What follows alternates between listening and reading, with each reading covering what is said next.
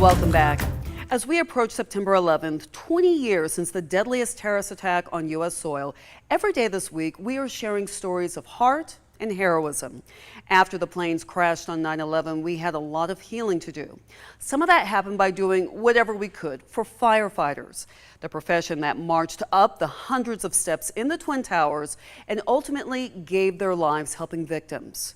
We're about 900 miles away from New York, but as Suzanne Lawler shows you, during that time, we were all family.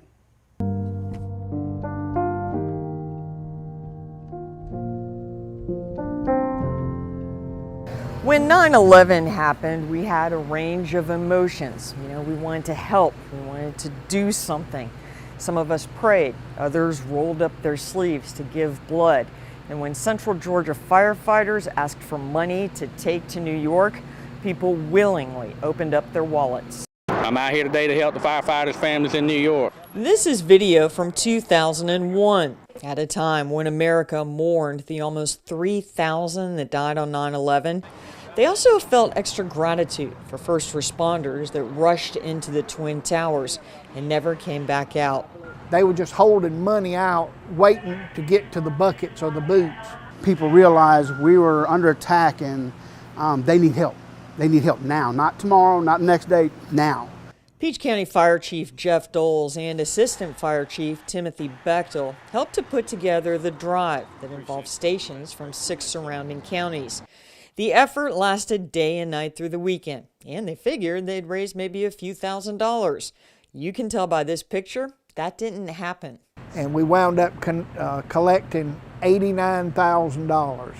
They delivered the goodwill gesture to a national firefighter organization in Washington. Everywhere we went, people would hug your neck and shake your hand and tell you thank you, and they didn't know who we were.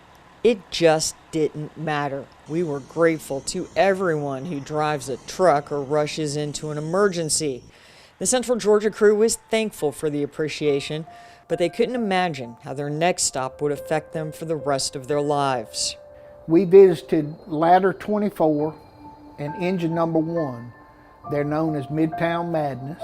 They had brothers still missing. All right, they took us and said, "Come on in.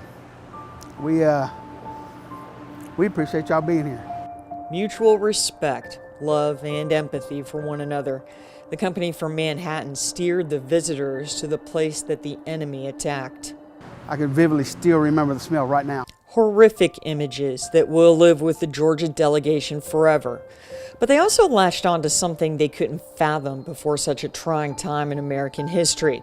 The healing that comes with just showing up, being near, and saying I care. The crews that lost the most, 343 of their brothers, spoke from their hearts. But we appreciate you being here because that makes our job a little easier because we got brothers in Georgia that come to help us.